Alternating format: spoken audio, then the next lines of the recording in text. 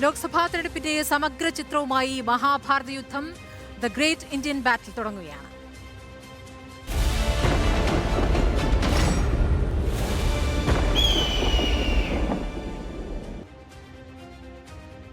ലോക്സഭാ തെരഞ്ഞെടുപ്പിലേക്കുള്ള കോൺഗ്രസ് സ്ഥാനാർത്ഥി ചിത്രം തെളിയുകയാണ്. ആ ചിത്രം നോക്കാം. അല്പസമയത്തിനകം ഇതിന്മേലുള്ള ഔദ്യോഗിക പ്രഖ്യാപനം നമുക്ക് പ്രതീക്ഷിക്കാം. പക്ഷേ പേരുകൾ ഏതാണ്ട് വ്യക്തമായി കഴിഞ്ഞിരിക്കുന്നു. നമ്മുടെ പ്രധാനപ്പെട്ട സ്ഥാനാർത്ഥി കഴിഞ്ഞ ദിവസം സ്ഥലം മാറി, മണ്ഡലം മാറിക്കഴിഞ്ഞു. കെ മുരളീധരൻ തൃശൂർ മണ്ഡലത്തിലേക്ക് മാറുകയാണ്. വടകരയിൽ ഷാഫി പറമ്പിൽ, ആലപ്പുഴയിൽ കെ.സി. വേണുഗോപാൽ സ്ഥാനാർത്ഥിയാക്കുന്നു. കണ്ണൂരിൽ കെ സുധാകരൻ തന്നെ ഉറപ്പിക്കുകയാണ്. വയനാട്ടിലേക്ക് രാഹുൽ ഗാന്ധി എത്തുമെന്നുള്ള കാര്യം വ്യക്തമായി കഴിഞ്ഞിരിക്കുകയാണ്. തിരുവനന്തപുരത്ത് ശശി തരൂർ തന്നെ, ആറ്റിങ്ങലിൽ അടൂർ പ്രകാശും, പത്തനംതിട്ടയിൽ ആന്റണിയും ഉറപ്പിക്കുകയാണ്. മാവേലിക്കരയിൽ കൊടിക്കുന്നിൽ സുരേഷാണ്. എറണാകുളത്ത് ഹൈബി ഈഡനാണ്. ഇടുക്കിയിൽ ഡീൻ കുര്യാക്കോസാണ്. ചാലക്കുടിയിൽ ബെന്നി ബെഹനാൻ, പാലക്കാട്ട് വി.കെ. ശ്രീകണ്ഠൻ, ആലത്തൂരിൽ രമ്യ ഹരിദാസ്, കോഴിക്കോട്ട് എം.കെ. രാഘവൻ, കാസർഗോഡ് രാജ്മോഹൻ ഉണ്ണിത്താൻ എന്നീ സിറ്റിംഗ് എംപിമാർ വീണ്ടും മത്സരിക്കും. ചിത്രം ഏതാണ്ട് തെളിഞ്ഞിരിക്കുന്നു. അല്പസമയത്തിനകം ഇതിന്മേലുള്ള ഔദ്യോഗിക പ്രഖ്യാപനം നമുക്ക് പ്രതീക്ഷിക്കാം. ലോക്സഭാ തെരഞ്ഞെടുപ്പിലുള്ള കോൺഗ്രസിന്റെ സ്ഥാനാർത്ഥി പട്ടിക ഉടൻ തന്നെ പ്രഖ്യാപിക്കുകയാണ്. സംഘടനാ ജനറൽ സെക്രട്ടറി കെ.സി. വേണുഗോപാലുമായി ചർച്ച നടത്തിയ പ്രതിപക്ഷ നേതാവ് വി.ഡി. സതീശനും രമേശ് ചെന്നിത്തലയും അധ്യക്ഷൻ മല്ലികാർജ്ജുൻ ഖാർഗെയുമായി കൂടിക്കാഴ്ച നടത്തിക്കഴിഞ്ഞിരിക്കുന്നു. സ്ഥാനാർത്ഥി ചർച്ചകൾ പൂർത്തിയായെന്നും സർപ്രൈസ് ലിസ്റ്റിൽ കൺഫ്യൂഷൻ ഇല്ല എന്നും കെ സുധാകരൻ പ്രതികരിച്ചു. ആ പ്രതികരണം കാണാം. ഒരു കാര്യമില്ല, ഒരു കൺഫ്യൂഷനും ഇല്ല, ഒരു കൺഫ്യൂഷനും ഇല്ല. അങ്ങനത്തെ വിമർശനമുണ്ട്, ഒരു കൺഫ്യൂഷനും ഇല്ല.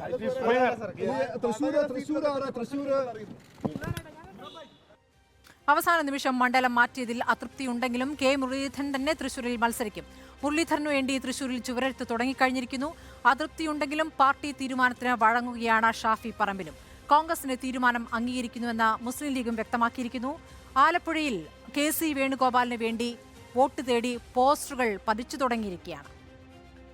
നോബിൾ മാരിക്കാരൻ ദില്ലിയിൽ നിന്നും ശ്രീജിത്ത് ആലപ്പുഴയിൽ നിന്നും വിവരങ്ങളുമായി. ആദ്യം നോബിളിലേക്ക് പോകുന്നു. നോബിൾ, ഇപ്പോൾ ഔദ്യോഗിക പ്രഖ്യാപനം കാക്കുകയാണ്. ഇപ്പോൾ കെ സുധാകരന്റെ പ്രതികരണം കണ്ടു കഴിഞ്ഞിരിക്കുന്നു. കെ.സി. വേണുഗോപാലിന്റെ വസതിയിൽ വെച്ചുള്ള സംസ്ഥാന നേതാക്കളുടെ കൂടിക്കാഴ്ച അവസാനിച്ചു കഴിഞ്ഞു. എപ്പോൾ പ്രഖ്യാപിക്കും?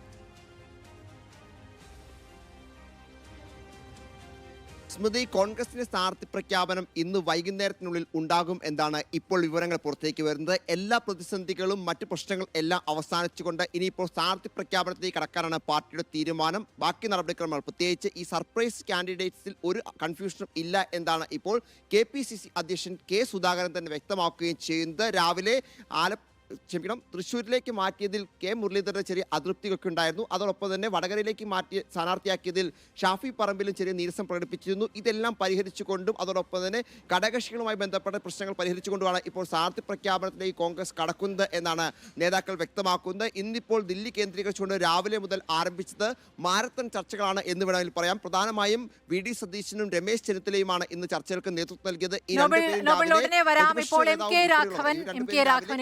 മുരളീധരനുമായുള്ള കൂടിക്കാഴ്ചയ്ക്ക് ശേഷം പ്രതികരിക്കുകയാണ്. ജയിക്കാൻ ആവശ്യമായിട്ടുള്ള സ്ഥാനാർത്ഥികൾ ആരാണ്? അതാണ് കോൺഗ്രസ് ഹൈക്കമാൻഡിന് മുമ്പിലെ പ്രധാനപ്പെട്ട കാര്യം. അത് വെച്ചുകൊണ്ട് തന്നെയാണ് തീരുമാനം എടുത്തിട്ടുള്ളത്. അതല്ല, ജയിക്കലാണല്ലോ പ്രധാനം, ഫൈറ്റ് അല്ലല്ലോ, ജയിക്കലാണല്ലോ.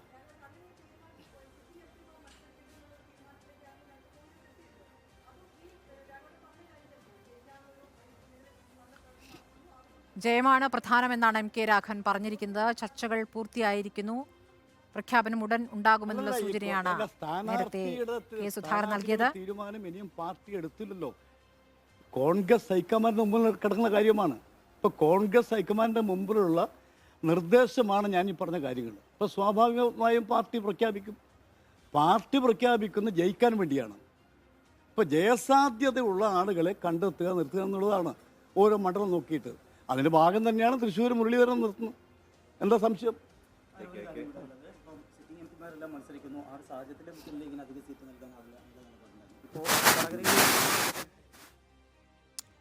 മുരളീധരനുമായുള്ള കൂടിക്കാഴ്ചയ്ക്ക് ശേഷം എം.കെ. പ്രതികരണമാണ് കണ്ടത്. വീണ്ടും നോബിളിലേക്ക് തന്നെ പോവുകയാണ്. നോബിൾ, ഇപ്പോൾ തൃശ്ശൂരിലേക്ക് കെ മുരളീധരൻ പറയുന്നു. പകരം വടകരയിൽ ഇപ്പോൾ ഷാഫി പറമ്പലിന്റെ പേര് ഏതാണ്ട് ഉറപ്പിക്കുകയാണ്. നേരത്തെ ടി സിദ്ദിഖിന്റെ പേര് കൂടി ഉയർന്നു കേട്ടിരുന്നു. പക്ഷേ ഷാഫിയെ സംബന്ധിച്ച് ലോക്സഭാ സ്ഥാനാർത്ഥിത്വം പ്രതീക്ഷിച്ചിരുന്നില്ല എന്ന് വേണം കരുതാൻ. അത് താല്പര്യമില്ല എന്ന് അറിയിച്ചിരുന്നു എന്ന് തോന്നുന്നു. പക്ഷേ ഇപ്പോൾ പാർട്ടി നിലപാടിനെ വഴങ്ങുകയും ചെയ്തിരിക്കുന്നു. എന്താണ് അറിയാനാകുന്നത്? സ്മൃതി, മുഴുവൻ നേതാക്കളും പാർട്ടി നിലപാടിന് വഴങ്ങിക്കൊണ്ടാണ് ഈ തെരഞ്ഞെടുപ്പിൽ മത്സരിക്കുക എന്ന കാര്യത്തിൽ ഉറപ്പായി കഴിഞ്ഞു. പ്രധാനമായും ഇന്നിപ്പോൾ പ്രതിസന്ധി ഉണ്ടായത് കെ മുരളീധരൻ വടകരയിൽ നിന്ന് തൃശ്ശൂരിലേക്ക് സ്ഥാനാർത്ഥിത്വം നൽകിയതുമായി ബന്ധപ്പെട്ടുകൊണ്ടായിരുന്നു. ആദ്യഘട്ടം തന്നെ മുരളീധരൻ രാവിലെ ഇതിൽ ചില അതൃപ്തികൾ രേഖപ്പെടുത്തുകയും ചെയ്തു. കൃത്യമായ കൂടിയാലോചനകൾ ഉണ്ടായില്ല എന്നായിരുന്നു അദ്ദേഹത്തിന്റെ ഒരു അതൃപ്തി എന്നാണ് നമുക്ക് മനസ്സിലാവുന്നത്. എന്താണെങ്കിലും ആ പ്രശ്നം പരിഹരിച്ചതിന് പിന്നാലെ തന്നെ ഈ ഷാഫി പറമ്പിലിന്റെ കേസിലും, ഷാഫി പറമ്പിലാണെങ്കിൽ പോലും വടകരയിൽ മത്സരിക്കുന്നതിന് അത്ര താല്പര്യമില്ലായിരുന്നു. പ്രത്യേകിച്ച് അദ്ദേഹം നിയമസഭാ അംഗം കൂടിയാണ്. അതിലും ചില പ്രതിസന്ധികൾ ഉണ്ടായി. എന്നാൽ അതും നേതൃത്വം പറഞ്ഞ് മനസ്സിലാക്കുകയും രണ്ടുപേരുടെയും പ്രശ്നങ്ങൾ പരിഹരിച്ചുകൊണ്ടുമാണ് ഇപ്പോൾ സ്ഥാനാർത്ഥി നിർണ്ണയം പൂർത്തിയാക്കിയിരിക്കുന്നത്. പ്രധാനമായും അത് വടകരയിൽ നിന്ന് തൃശ്ശൂരിലേക്ക് കെ മുരളീധരൻ എത്തുമ്പോൾ അതിൽ ഏറ്റവും പ്രധാനപ്പെട്ട രാഷ്ട്രീയ സാഹചര്യം എന്ന് പറയുന്നത് പത്മജ വേണുഗോപാൽ BJPയിലേക്ക് പോയതിനു ശേഷം കോൺഗ്രസിൽ, പ്രത്യേകിച്ച് കേരളത്തിൽ ഉണ്ടായ രാഷ്ട്രീയ സാഹചര്യമാണ്. ഇടതുപക്ഷം ഉൾപ്പെടെ ആ വിഷയം പ്രചാരണമാക്കും എന്ന് കൃത്യമായി അറിയാവുന്നത് കൊണ്ട് തന്നെയാണ് കെ മുരളീധരനെ തൃശ്ശൂരിലേക്ക് എത്തിച്ചുകൊണ്ട് അത്തരത്തിൽ ഒരു പ്രധാനപ്പെട്ട നീക്കം കോൺഗ്രസിന്റെ ഭാഗത്ത് നിന്ന് ഉണ്ടായത്. ചർച്ചകൾ ഇന്നലെ നടന്നിരുന്നു. പക്ഷേ ആ ചർച്ചകളിൽ ചില പ്രശ്നങ്ങൾ ഉണ്ടായിരുന്നു. ആ പ്രശ്നങ്ങളാണ് ഇന്നിപ്പോൾ കെ മുരളീധരൻ ഉൾപ്പെടെ നേതൃത്വത്തിന് മുന്നിൽ അവതരിപ്പിച്ചത്. അത് പരിഹരിക്കപ്പെട്ടു എന്നാണ് ഇപ്പോൾ നേതാക്കൾ ഉൾപ്പെടെ പ്രതികരിക്കുകയും ചെയ്യുന്നത്. എന്താണെങ്കിലും മുരളീധരൻ തൃശ്ശൂർ എത്തുകയും അതോടൊപ്പം വടകരയിൽ ഷാഫി പറമ്പിൽ എത്തുകയും ചെയ്യുന്നു. ടി സിദ്ദിഖിന്റെ പേരും പരിഗണിച്ചിരുന്നു. പക്ഷേ കൂടുതൽ താല്പര്യം, അല്ലെങ്കിൽ നേതൃത്വത്തിന് കൂടുതൽ താല്പര്യം ഷാഫി പറമ്പിലിനെ അവിടെ മത്സരിപ്പിക്കാനായിരുന്നു. അതുകൊണ്ട് തന്നെയാണ് ഷാഫിയോടെ സ്ഥാനാർത്ഥിയാവുകയും ചെയ്തത്. ഇനിയിപ്പോൾ ഒരു ഔദ്യോഗിക പ്രഖ്യാപനം മാത്രമാണ് വരുവാനുള്ളത്. പ്രധാനമായും കോൺഗ്രസിനെ സംബന്ധിച്ച് 2019 ഇത്തരത്തിൽ അപ്രതീക്ഷിതമായിരുന്നു കെ മുരളീധരന്റെ സ്ഥാനാർത്ഥിത്വം വടകരയിൽ ഉണ്ടായത്. അതേ ഒരു അപ്രതീക്ഷിതമായ സ്ഥാനാർത്ഥിത്വം തന്നെയാണ് ഇത്തവണ തൃശ്ശൂരിലും അക്കാര്യത്തിൽ മുരളീധരനെ സംബന്ധിച്ച് ഉണ്ടായിരിക്കുന്നത് എന്ന കാര്യത്തിൽ യാതൊരു സംശയവുമില്ല. ഇന്നിപ്പോൾ നമ്മൾ നേതാക്കളുടെയും ഒപ്പം സ്ഥാനാർത്ഥികളുടെയും പട്ടിക നോക്കുകയാണെങ്കിൽ കാസർഗോഡ് രാജ്മോഹൻ ഉണ്ണിത്താൻ, അതോടൊപ്പം തന്നെ കോഴിക്കോട് MK രാഘവൻ, പാലക്കാട് VK ശ്രീകണ്ഠൻ, വടകരയിൽ ഷാഫി പറമ്പിൽ, ആലത്തൂരിൽ രമ്യ ഹരിദാസ്, ചാലക്കുടിയിൽ ബെന്നി ബെഹനാൻ, തൃശ്ശൂരിൽ കെ മുരളീധരൻ, അതോടൊപ്പം തന്നെ ഇടുക്കിയിൽ ഡീൻ കുര്യാക്കോസ്, എറണാകുളത്ത് ഹൈബി ഈഡൻ, മാവേലിക്കരയിൽ കൊടിക്കുന്നിൽ സുരേഷ്, ആന്റണി പത്തനംതിട്ടയിൽ, ആറ്റിങ്ങലിൽ അടൂർ പ്രകാശ്, തിരുവനന്തപുരത്ത് ശശി തരൂർ എന്നിവർ സ്ഥാനാർത്ഥികളാകും. ഒപ്പം ആലപ്പുഴയിൽ KC വേണുഗോപാലും സ്ഥാനാർത്ഥിയാകും. ശരി, ആലപ്പുഴയിലെ വിവരങ്ങളുമായി ശ്രീത്ത് കൂടിയുണ്ട്. നോബൽ ശ്രീത്തിലേക്ക് പോകുന്നു. ശ്രീത്ത്, ഇപ്പോൾ KC വേണുഗോപാൽ ആലപ്പുഴയിൽ വരുമെന്ന് ഉറപ്പിക്കുകയാണ്. അല്പസമയത്തിനകം ഇനി പ്രഖ്യാപനം ഉണ്ടാകും. KCയുടെ വരവ് ഏത് രൂപത്തിലാണ് അവിടുത്തെ കോൺഗ്രസ് പ്രവർത്തകർ കാണുന്നത്? ഒരു ആവേശം ഉണ്ടോ? നഷ്ടപ്പെട്ട ആലപ്പുഴ തിരിച്ചു പിടിക്കാനാകുമെന്ന പ്രതീക്ഷയിലാണോ?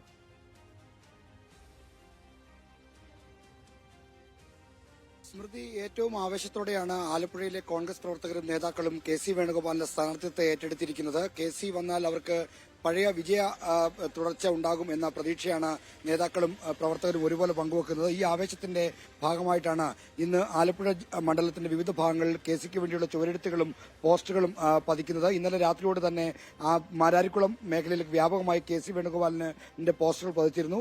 ഒപ്പം തന്നെ ആലപ്പുഴ നഗരത്തിലെ നഗരസഭാ പരിധിയിൽപ്പെട്ട കരളകം, പുന്നമട മേഖലയിൽ KCക്ക് വേണ്ടിയുള്ള ചുവരെഴുത്തും ആരംഭിച്ചിട്ടുണ്ട്. ഇത്തരത്തിൽ വലിയ ആവേശത്തോടെയാണ് KCയുടെ സ്ഥാനാർത്ഥിത്വത്തെ കോൺഗ്രസ് പ്രവർത്തകർ നേതാക്കളെ ഏറ്റെടുക്കുന്നത്.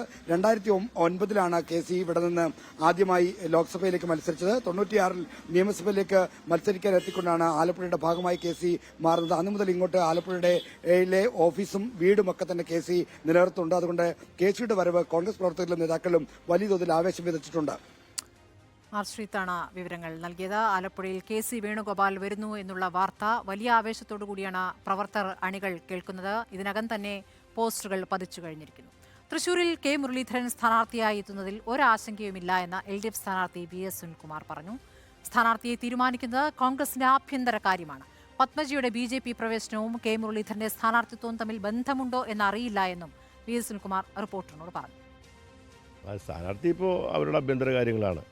ഏത് സ്ഥാനാർത്ഥിനെ തീരുമാനിക്കണം എന്നൊക്കെ തീരുമാനിക്കുന്നത് കോൺഗ്രസ് തീരുമാനിക്കുന്ന കാര്യങ്ങളാണ്. അതിപ്പോൾ TN പ്രതാപൻ മത്സരിച്ചാലും കെ മുരളീധരൻ മത്സരിച്ചാൽ രാഷ്ട്രീയ പോരാട്ടമാണ്. അതിനകത്ത് ആശങ്കകളൊന്നുമില്ല. ഏത് സ്ഥാനാർത്ഥി വന്നാലും വിജയിക്കുക എന്നുള്ള ലക്ഷ്യത്തോടു കൂടി പ്രവർത്തിക്കുകയും ചെയ്യും, വിജയിക്കുകയും ചെയ്യും. പത്മജയുടെ പോക്ക് ഇതും തമ്മിൽ ബന്ധമുണ്ടോ എന്ന് എനിക്കറിയില്ല.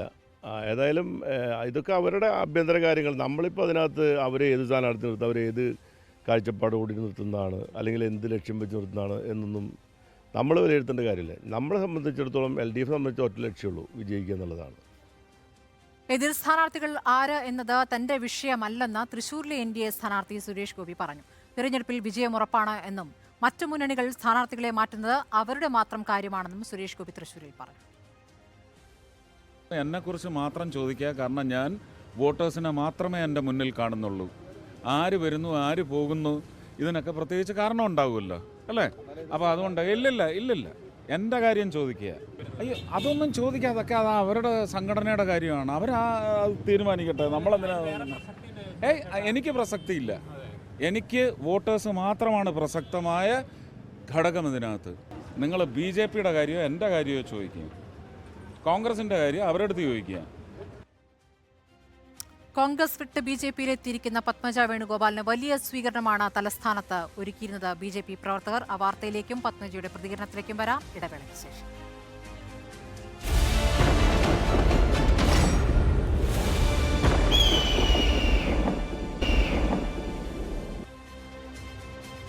കോൺഗ്രസ് വിട്ട് BJPയിൽ ചേർന്ന പത്മജ വേണുഗോപാലിന് തിരുവനന്തപുരത്ത് വൻ സ്വീകരണം. BJP സംസ്ഥാന നേതൃത്വമാണ് ഡൽഹിയിൽ നിന്നെത്തിയ പത്മജയെ സ്വീകരിച്ചത്. സംസ്ഥാന അധ്യക്ഷൻ K. സുരേന്ദ്രനും കേന്ദ്രമന്ത്രി V. മുരളീധരനും അടക്കമുള്ള നേതാക്കളും നിരവധി പ്രവർത്തകരും പത്മജയെ സ്വീകരിക്കാനെത്തി.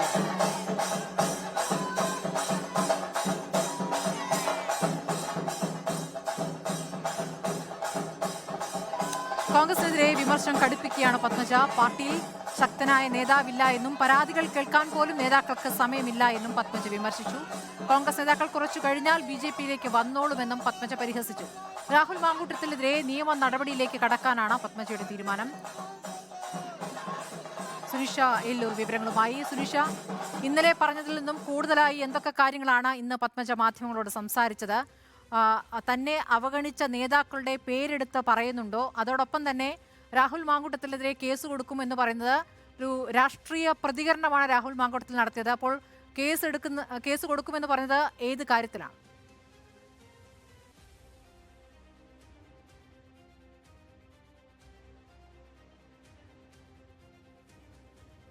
സ്മൃതി, K. കരുണാകരനും മാരാർജിയും ബന്ധുക്കളാണ് എന്ന് പറഞ്ഞായിരുന്നു പത്മജ വേണുഗോപാൽ വാർത്താസമ്മേളനം തുടങ്ങുന്നത്. അതുകൊണ്ട് തന്നെ ഇന്ദിരാഭവനിൽ നിന്നും ഈ മാരാർജി ഭവനിലേക്കുള്ള യാത്ര അത്തരം ഒരു വ്യത്യാസപ്പെടേണ്ട കാര്യമില്ല. ഒരു കുടുംബ വീട്ടിൽ നിന്നും മറ്റൊരു കുടുംബ വീട്ടിലേക്ക് പോകുന്നു എന്ന് കരുതിയാൽ മതി എന്നതായിരുന്നു പറഞ്ഞതുപോലെ. ഇന്നലെ ഈ പാർട്ടിയിലേക്ക് മാറിയതിനു ശേഷം പത്മജ പറഞ്ഞത് മോദിയും ആ നേതൃത്വവും ഒക്കെ തന്നെയാണ് തന്നെ പാർട്ടി മാറാൻ പ്രേരിപ്പിച്ചത്, ഈ അത്തരത്തിലൊരു പ്രേരണ ഉണ്ടാക്കിയത് എന്നായിരുന്നു. പക്ഷേ ഈ കോൺഗ്രസിൽ കൃത്യമായി ശക്തനായ ഒരു നേതാവില്ലാത്തതിന്റെ പ്രശ്നം തന്നെയാണ് പത്മജ വേണുഗോപാൽ പറഞ്ഞുകൊണ്ടിരിക്കുന്നത്. താൻ പലപ്പോഴും ഈ പല സാഹചര്യങ്ങളിലും സോണിയാഗാന്ധിയോട് സംസാരിക്കാൻ അവർക്ക് നേരമില്ല, രാഹുൽ ഗാന്ധിക്ക് നേരമില്ല. അങ്ങനെ ഒരു കൃത്യമായ ഒരു ശക്തനായ നേതാവ് കോൺഗ്രസിലില്ല. തന്നെ പലപ്പോഴും പല നേതാക്കളും തന്നെ തഴയാനുള്ള ശ്രമങ്ങൾ നടന്നിട്ടുണ്ട് എന്നതാണ്. തൻ്റെ സ്വന്തം മണ്ഡലത്തിൽ പോലും തനിക്ക് പ്രവർത്തിക്കാനുള്ള സാഹചര്യം ഉണ്ടായിട്ടില്ല. തൻ്റെ തോൽവിക്ക് കാരണക്കാരനായ ഒരു നേതാവിനെയാണ് അവിടെ മണ്ഡലം പ്രസിഡന്റ് ആക്കിയത്. അപ്പോഴും താൻ KPCCയിൽ പോയി പൊട്ടിക്കരഞ്ഞിട്ടുണ്ട്. കഴിഞ്ഞ 3 വർഷം മുമ്പ് തന്നെ പാർട്ടിയിൽ നിന്ന് മാറണമെന്ന് ആഗ്രഹിച്ചിരുന്നു. പക്ഷേ അന്ന് പല സാഹചര്യങ്ങളും മാറാൻ അനുവദിച്ചില്ല എന്നതൊക്കെ തന്നെയാണ് പത്മജ വേണുഗോപാൽ പറഞ്ഞുകൊണ്ടിരിക്കുന്നത്. ഏതായാലും കൃത്യമായി തന്നെ ഇവർക്കെതിരെ ശക്തമായ ഒരു വിമർശനം തന്നെ. അതായത് പലപ്പോഴും ഈ കോൺഗ്രസ് പാർട്ടി വിട്ടു പോകുന്നവരെ, ഈ പാർട്ടി വിട്ട് പലരും പോകുന്നുണ്ടെങ്കിൽ പോലും താൻ ഇപ്പോൾ പോയ അത്ര അസഹിഷ്ണുത മറ്റ് ഈ കോൺഗ്രസ്സുകാർ ഇപ്പോൾ പ്രകടിപ്പിച്ചിട്ടില്ല എന്നതാണ്. എത്രയോ പേർ പാർട്ടി വിട്ടു പോയിട്ടും ഇത്രയേറെ കോൺഗ്രസ്സുകാർക്ക് കൊണ്ടിട്ടില്ല എന്നത് തന്നെയാണ് പറഞ്ഞുകൊണ്ടിരിക്കുന്നത്. അതുകൊണ്ട് തന്നെ തന്നെ തൃശ്ശൂരിൽ നിന്ന് ഓടിക്കണമെന്ന ഒരു കൂട്ടം ആഗ്രഹിച്ചിരുന്നു. താനിപ്പോൾ ഈ BJPയിലേക്ക് വന്നിരിക്കുകയാണ്. അതുകൊണ്ട് തന്നെ ഇവിടെ നിന്നും താൻ പ്രവർത്തിക്കാൻ പോവുകയാണ്. ഇനിയും നേതാക്കന്മാർ BJPയിലേക്ക് വരുമെന്നൊരു പ്രതീക്ഷ തന്നെയാണ് പത്മജ പറയുന്നത്. അതേസമയം തന്നെ രാഹുൽ മാങ്കൂട്ടത്തിൽ കഴിഞ്ഞ ദിവസം ഈ പിതൃത്വവുമായി ബന്ധപ്പെട്ട് നേരത്തെ പറഞ്ഞതുപോലെ കരുണാകരൻ, അതായത് പൊളിറ്റിക്കലി നോക്കുകയാണെങ്കിൽ മതേതരത്വ വിശ്വാസം കാത്തു സൂക്ഷിക്കുന്ന കരുണാകരന്റെ മകളാണ് എന്ന് പറയാൻ പത്മജയ്ക്ക് ഇനി കഴിയില്ല എന്നൊരു പ്രയോഗം കഴിഞ്ഞ ദിവസം രാഹുൽ മാങ്കൂട്ടത്തിൽ നടത്തിയിരുന്നു. അതേസമയം തന്നെ ഇന്നും അദ്ദേഹം അത് ആവർത്തിക്കുകയും ചെയ്തിരുന്നു. അതിനുള്ള ഒരു മറുപടി എന്നോണമാണ് ആ രാഹുൽ മാങ്കൂട്ടത്തിൽ അടക്കമുള്ളവർ വന്നതോടെ ചില സംസ്കാരങ്ങൾ ഇപ്പോൾ കേരളത്തിൽ വന്നിരിക്കുകയാണ്. തൻ്റെ അമ്മയെയാണ് രാഹുൽ മാങ്കൂട്ടത്തിൽ ഇപ്പോൾ അപമാനിച്ചിരിക്കുന്നത്. അതുകൊണ്ട് തന്നെ രാഹുൽ മാങ്കൂട്ടത്തിനെതിരെ കേസ് എടുക്കണമെന്നൊരു ആവശ്യം തന്നെയാണ് പത്മജ പറയുന്നത്. രാഹുൽ TV-യിലിരുന്ന നേതാവായ ഒരാളാണ്. എങ്ങനെയാണ് രാഹുൽ ജയിലിൽ കിടന്നത്, അതിന് പിന്നിലെ കഥകൾ എന്താണ് എന്നൊക്കെ അറിയാമെന്നുള്ളത് കഴിഞ്ഞ ദിവസം അടക്കം പറഞ്ഞതാണ്. അത് തന്നെയാണ് പറഞ്ഞത്. മറ്റൊരു കാര്യം, K. മുരളീധരനെതിരെയും രൂക്ഷമായ രീതിയിൽ തന്നെ ഇന്ന് വിമർശിക്കുകയുണ്ടായി. തന്നെക്കുറിച്ച് എല്ലാം അറിയുന്ന ഒരാളായിരുന്നു. തൻ്റെ അനിയനാണെങ്കിൽ അടിക്കാമായിരുന്നു. പക്ഷേ തൻ്റെ ചേട്ടനായതുകൊണ്ട് തന്നെ തന്നെ കുറിച്ച് എല്ലാം അറിയുന്ന ഒരാളാണ് ഇത്തരത്തിൽ വർക്ക് ഫ്രം ഹോം എന്ന പ്രയോഗമൊക്കെ നടത്തിയത് എന്നതടക്കമുള്ള കാര്യങ്ങൾ ചൂണ്ടിക്കാണിച്ചുകൊണ്ട് തന്നെയാണ്. സുനിഷ, അതിരൂക്ഷമായ പ്രതികരണങ്ങളാണ് കോൺഗ്രസ് നേതാക്കൾക്കെതിരെ പത്മജ ഇന്നും നടത്തിയിരിക്കുന്നത്. പത്മജ വേണുഗോപാലിനെതിരെ വിമർശനവുമായി വീണ്ടും യൂത്ത് കോൺഗ്രസ് സംസ്ഥാന അധ്യക്ഷൻ രാഹുൽ മാങ്കൂട്ടത്തിൽ.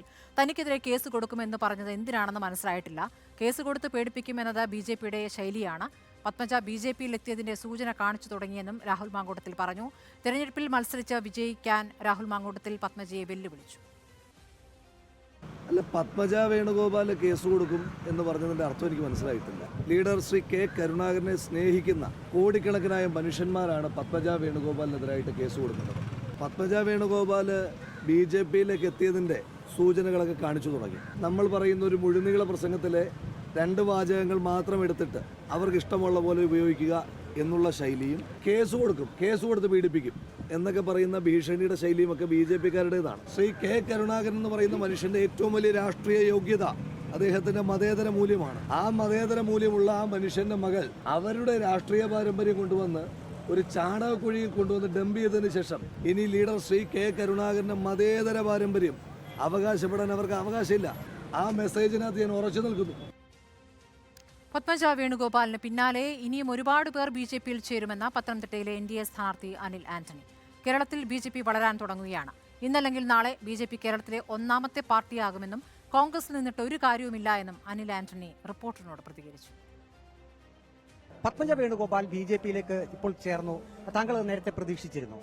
ഇന്നത്തെ കാലത്ത് ഈ കോൺഗ്രസ് പാർട്ടി കഴിഞ്ഞ ഒരു 10 വർഷമായി, പ്രത്യേകിച്ച് ശ്രീ രാഹുൽ ഗാന്ധി എന്നുള്ള ഈ വ്യക്തി നയിച്ചു തുടങ്ങിയതിന് ശേഷം കോൺഗ്രസ് പാർട്ടിയുടെ പോക്ക് ശരിയല്ലെന്ന് ഞാൻ വളരെ വ്യക്തമായി പറഞ്ഞുകൊണ്ടാണ് ഞാൻ കോൺഗ്രസ് പാർട്ടി വിട്ടത്. ഞാനും പത്മജ ചേച്ചിയൊക്കെ 1-2 എക്സാമ്പിൾസ് മാത്രമാണ്. പക്ഷെ കഴിഞ്ഞ ഒരു 3-4 കൊല്ലം നോക്കിയാൽ ഒരു മുൻ മുഖ്യമന്ത്രിമാരായിരുന്ന ഒരു 1/2 ഡസനോളം പേർ, മുൻ കേന്ദ്രമന്ത്രിമാരായിരുന്ന ഒരു 2 ഡസനോളം പേർ, മുൻ MPമാരായിരുന്ന അല്ലെങ്കിൽ മുൻ MLAമാരായിരുന്ന ഒരു 100-ലധികം പേർ, ഇതാണ് കോൺഗ്രസ് പാർട്ടി വിട്ടുപോയത്. ഇന്ന് ഈ കോൺഗ്രസ് പാർട്ടി ശ്രീ രാഹുൽ ഗാന്ധിയും രാഹുൽ ഗാന്ധിയുടെ ചുറ്റുമുള്ള ഒരു ഉപജാപ സംഘത്തിന്റെ മാത്രം ഒരു പാർട്ടിയായി മാറിക്കഴിഞ്ഞു. ദേശീയ തലത്തിൽ ശ്രീ മോദിജി അല്ലാതെ NDA അല്ലാതെ മറ്റൊരു ഓപ്ഷൻ ഇല്ല. കേരളത്തിലും പാർട്ടി വളർന്നു തുടങ്ങിയിരിക്കുന്നു. ഇനി വെറും ഇന്നല്ലെങ്കിൽ നാളെ ഇവിടെയും നമ്മൾ 1ാമത്തെ പാർട്ടിയാകും. ശ്രീ ജോർജിനെ പോലെ വലിയ വലിയ നേതാക്കൾ ഇപ്പോൾ പാർട്ടിയിലേക്ക് വരുന്നുണ്ട്. അദ്ദേഹം 7 തവണ MLA ആയിരുന്നു. 10-50 വർഷം കേരള രാഷ്ട്രീയത്തിലെ ഏറ്റവും വലിയ ഒരു ക്രിട്ടിക്കൽ ഒരു ഫോഴ്സ് ആയിരുന്നു, ഇപ്പോഴുമാണ്. പത്മജ ചേച്ചിയെ പോലെ ഒരുപാട് പേർ ഇനി വരും നാളുകളിൽ ഭാരതീയ ജനതാ പാർട്ടിയിൽ ജോയിൻ ചെയ്യും. ഈ ഇലക്ഷനോടെ കഴിയുന്നതോടെ കേരളത്തിൽ കോൺഗ്രസ് പാർട്ടി തവിടുപൊടിയാവാൻ പോവുകയാണ്. പിന്നെ അവരൊക്കെ എവിടെ പോകുമെന്ന് എനിക്കറിയത്തില്ല. പക്ഷെ അതിനകത്ത് നിന്നിട്ട് ഒരു കാര്യവുമില്ല. പത്തനംതിട്ട ലോക്സഭാ മണ്ഡലം NDA സ്ഥാനാർത്ഥി അനിൽ ആന്റണിയുടെ തെരഞ്ഞെടുപ്പ് പ്രചരണം പുരോഗമിക്കുകയാണ്. PC ജോർജിനോടൊപ്പമാണ് ഇന്ന് മണ്ഡലത്തിലെ വിവിധ ഇടങ്ങളിൽ NDA സ്ഥാനാർത്ഥി പ്രചരണത്തിനായി പോകുന്നത്. വീഡിയോ ജേർണലിസ്റ്റ് അജി കുടുംബനൊപ്പം reporter Praveen Purushothaman, in reporter, Pathanamthitta. കോൺഗ്രസിൽ അവഗണന ഏറ്റുമടുത്തിട്ടാണ് പത്മജ BJPയിൽ ചേർന്നതെന്ന PC ജോർജ്. പത്മജയെ BJPയിലേക്ക് സ്വാഗതം ചെയ്യുകയാണ്. പത്മജയ്ക്ക് എല്ലാ സഹായവും നൽകുമെന്നും PC ജോർജ് പറഞ്ഞു. AK ആന്റണിയും BJPയിൽ ചേരണമെന്നതാണ് തന്റെ ആഗ്രഹമെന്നും PC റിപ്പോർട്ടറിനോട് പ്രതികരിച്ചു. അവഗണന ഏറ്റവും മടുത്തിട്ടാണ് അവർ കോൺഗ്രസ് വിട്ടു നിൽക്കുന്നത്. അവർക്ക് പറ്റിയ സ്ഥലം എന്ന നിലയിൽ തന്നെയാണ് അവരിപ്പോൾ ഭാരതീയ ജനതാ പാർട്ടിയിൽ മെമ്പർഷിപ്പ് എടുത്ത് വന്നിരിക്കുന്നത്. അവരെ ഞാൻ സ്വാഗതം ചെയ്യുന്നു. ഇന്നലെ അവരെന്നെ ഫോണിൽ വിളിച്ചിരുന്നു, ഞാൻ സംസാരിച്ചിരുന്നു, ഞങ്ങൾ കാണുന്നുണ്ട്. എല്ലാ സഹായവും കൊടുക്കും. രാഷ്ട്രീയമായി ആന്റണി തന്നെ BJP ചേർന്ന അഭിപ്രായക്കാരനായി. ഞാനത് ചേട്ടനാണ്, അദ്ദേഹത്തെ പറയാൻ എനിക്ക് അവകാശമുള്ള സ്വാതന്ത്ര്യമില്ല. മോദിക്ക് പിന്തുണ കൊടുക്കുക എന്ന് പറഞ്ഞാൽ BJP ചേരുകയാണ്. പിന്നെ പുറത്തു നിന്നുണ്ടാക്കണം, അകത്ത് കയറിയെങ്കിൽ പിന്തുണ കൊടുത്തേക്കണം. ഒരു സംശയമുണ്ട്, ഈ കേരളവും അടുത്ത പാർലമെന്റ് തെരഞ്ഞെടുപ്പ് കഴിയുമ്പോൾ BJPയുടെ കയ്യിലിട്ട് അമർന്നത് നിങ്ങൾ കാണാൻ കിട്ടും. ധൈര്യമായിട്ടോട്ടെ, ഒരു സംശയം വേണ്ട. പവാർ കുടുംബത്തിലെ നേരിട്ടുള്ള ഏറ്റുമുട്ടലാണ് ബാരാമതി ലോക്സഭാ മണ്ഡലത്തെ ഇക്കുറി ശ്രദ്ധേയമാക്കുന്നത്. പശ്ചിമ മഹാരാഷ്ട്രയിലെ കരിമ്പിന്റെ പരദീസ ആരു പിടിക്കും എന്നത് നെടുകെ പിളർന്ന NCPയിൽ നിർണായകമാണ്. മണ്ഡല പരിചയത്തിൽ ഇന്ന് നോക്കാം പവാർ കുടുംബത്തിന്റെ കുത്തകയായ മഹാരാഷ്ട്രയിലെ ബാരാമതി. പശ്ചിമ മഹാരാഷ്ട്രയുടെ പടിഞ്ഞാറു ഭാഗത്തുള്ള പച്ചപ്പൊട്ടാണ് ബാരാമതി. പുണെ ജില്ലയുടെ പഞ്ചസാരപ്പാടം. കരിമ്പ് പാടങ്ങളും സഹകരണ സംഘങ്ങളും നിയന്ത്രിക്കുന്നതിനാൽ മധുരിച്ച് മത്തുപിടിപ്പിക്കുന്നതാണ് ബാരാമതിയുടെ രാഷ്ട്രീയവും. AD 1603 അഹമ്മദ് നഗറിലെ നിസാം ഷാ കർഹാ നദിയുടെ തീരം മറാഠ യുഗപുരുഷനായിരുന്ന ഛത്രപതി ശിവജിയുടെ രാജകുടുംബത്തിന് കൈമാറി. അങ്ങനെ മറാഠ സാമ്രാജ്യത്തിന്റെ പ്രധാന താവളങ്ങളിലൊന്നായി തീർന്നു ബാരാമതി. 400 വർഷത്തെ പഴക്കമുണ്ട് ഈ പട്ടണത്തിന്. എന്നാൽ അതിനു മുകളിൽ ആധുനിക ബാരാമതിയെ അടയാളപ്പെടുത്തുന്നത് ഒരു കുടുംബമാണ്. പവാർ പരിവാർ.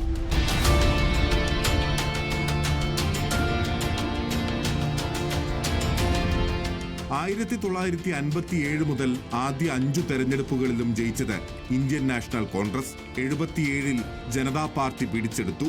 1984-ലാണ് ശരത് റാവു ഗോവിന്ദറാവു പവാർ ആദ്യമായി ബാരാമതിയെ ലോക്സഭയിൽ പ്രതിനിധീകരിക്കുന്നത്. കോൺഗ്രസിന്റെ പിളർപ്പിന് ശേഷം നടന്ന തെരഞ്ഞെടുപ്പിൽ കോൺഗ്രസ് എസ് ടിക്കറ്റിലാണ് പവാർ വിജയിച്ചത്. 1967-ൽ 27-ാം വയസ്സിൽ തന്നെ മഹാരാഷ്ട്ര നിയമസഭയിലേക്ക് ബാരാമതിയുടെ മനസ്സ് വിജയിച്ചു തുടങ്ങിയ പവാറിന് എന്നും വിശ്വസ്തയായിരുന്നു ഈ മണ്ഡലം. 1991-ലും 96 മുതൽ 2004 വരെയും പവാർ തന്നെയായിരുന്നു ലോക്സഭയിൽ ബാരാമതിയുടെ പവർ. കോൺഗ്രസ് വിട്ട് നാഷണലിസ്റ്റ് കോൺഗ്രസ് പാർട്ടി രൂപീകരിച്ച ശേഷവും പവാറിനൊപ്പം തന്നെ നിന്നു ബാരാമതി. 2009-ൽ പവാർ ഒഴിഞ്ഞപ്പോൾ മകൾ സുപ്രിയ സുളെ ബാരാമതിക്ക് നാഥയായി. 1991 മുതൽ അനന്തരവൻ അജിത് പവാർ ബാരാമതി നിയമസഭാ മണ്ഡലത്തിലും അജയ്യനായി. NCP എന്ന പാർട്ടിയിലും പവാർ കുടുംബത്തിലുമുണ്ടായ 2023-ലെ പിളർപ്പ് കഥയെല്ലാം മാറ്റിമറിച്ചു. ശരത് പവാറിന്റെ പുതിയ പാർട്ടി NCP ശരത് റാവു പവാറിനെതിരെ യഥാർത്ഥ പാർട്ടിയും ചിഹ്നവും ലഭിച്ച അജിത് പവാർ സ്ഥാനാർത്ഥിയെ കളത്തിലിറക്കുമെന്നാണ് സൂചന. അതും ഭാര്യ സുനേത്ര അജിത് പവാറിനെ തന്നെ. അങ്ങനെയെങ്കിൽ സുപ്രിയയും സുനേത്രയും തമ്മിലെ പോരാട്ടത്തിനാകും വഴിയൊരുങ്ങുക. പവാർ കുടുംബത്തിലെ ആഭ്യന്തര യുദ്ധം. തെരഞ്ഞെടുപ്പ് കമ്മീഷൻ അജിത്തിനെ പിന്തുണച്ചെങ്കിലും ജനപിന്തുണയിൽ യഥാർത്ഥ പവാർ ആരെന്ന് തെളിയിക്കാനുള്ള തെരഞ്ഞെടുപ്പ് ജയിക്കേണ്ടത് ഇരുവിഭാഗത്തിനും ജീവന്റെ വിലയുള്ള പോരാട്ടം. News desk reporter.